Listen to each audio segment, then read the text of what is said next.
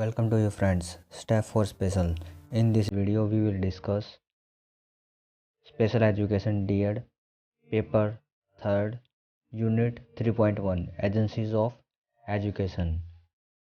In this video we will discuss how many types of educations. So let's start.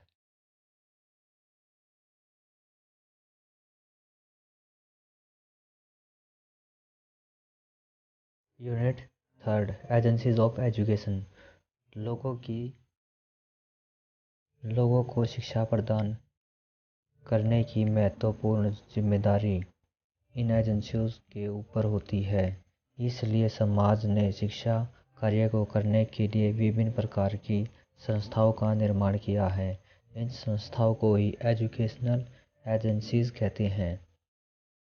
संस्थाओं के अंतर्गत school, college, समाज, newspaper, library, occupations आदि को रखा जाता है, जिससे बालक को शिक्षा प्रदान की जाती है। इसको 3 भागों में बांटा जाता है। जो एजेंसीज हैं वो 3 प्रकार की हैं, वो यहाँ पर बताई गई हैं। अभी उनको पढ़ते हैं। फर्स्ट दिया गया है फॉर्मल एजेंसीज, फिर सेकंड दिया गया है informal, third non formal agencies.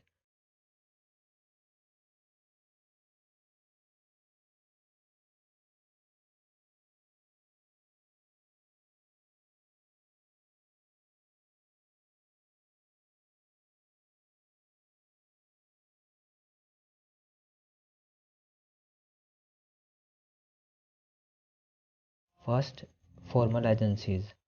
औपचारिक शिक्षा के साधनों से तात्पर्य शिक्षा के उन साधनों से है जिनके द्वारा किसी बच्चे को जानबूझकर निश्चित समय में निश्चित प्रकार के पाठ्यक्रम को कुछ निश्चित योजना के अनुसार शिक्षा को प्रदान किया जाता है।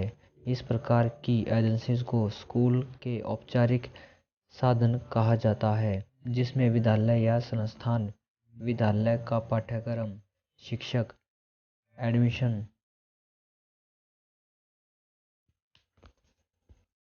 शिक्षक की अवधि, समय सारणी, शिक्षण विधि, अनुशासन, एग्ज़ाम, सर्टिफिकेट्स आदि।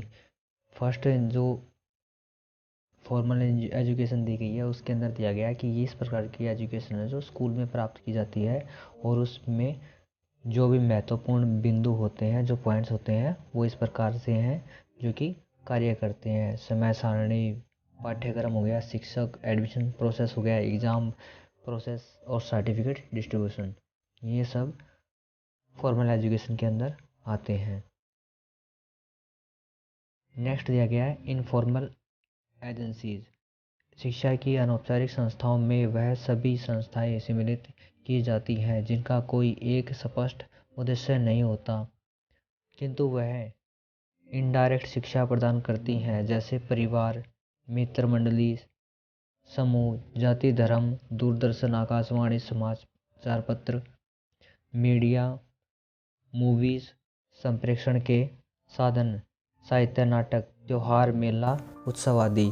जो इनफॉर्मल एजुकेशन दी गई है वो हमारे आसपास से मिलती है, और उसके भी बहुत सारे जो वे दिए गए हैं जो कि ये एजुकेशन प्रदान करते हैं, जिसमें से जो हमारा परिवार आता है सबसे पहले वो आता है, फिर आस पड़ोस के होते हैं, जो फिर हमारे फ्रेंड सर्कल आता है, फिर उसके बाद जो मीडिया, मास मीडिया है उसके थ्रू जो हमें इन्फॉर्मेशन मिलती है वो सभी, और जो मेले में प्रोग्राम्स होते हैं, इवेंट्स होते हैं, वो सभी, जो त्योहारों में सेलिब्रेशन होता है वो सभी इस इनफॉर्मल एजुकेशन के अंदर आते हैं। फिर आता है थर्ड नॉन फॉर्मल एजुकेशन।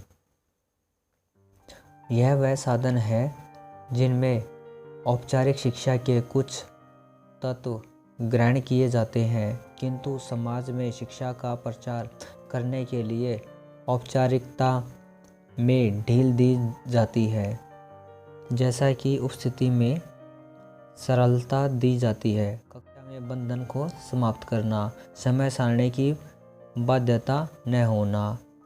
इनके उदाहरण निम्न है। प्रौढ़ शिक्षा के अंदर कक्षा चलनशील पाठशाला, डिस्टेंस एजुकेशन, मुक्त विद्यालय आदि। जो इनफॉर्मल एजुकेशन है उसका यहाँ पर बताया गया है कि जो शिक्षा हमें किसी भी समय सारणी में नहीं बांधती। जैसे प्रौढ़ शिक्षा केंद्र जो चलाए गए हैं, जहाँ पर उन सबको शिक्षा दी जाती है जो किसी न किसी कारणवश से शिक्षा छोड़ चुके हैं। वो उनके फ्री टाइम में उनके ही समय के अनुसार शिक्षा दी जाती है। जो विद्यालय होते हैं वो सभी इसके नॉन फॉर्मल एजुकेशन के एग्जाम्पल्स होते हैं।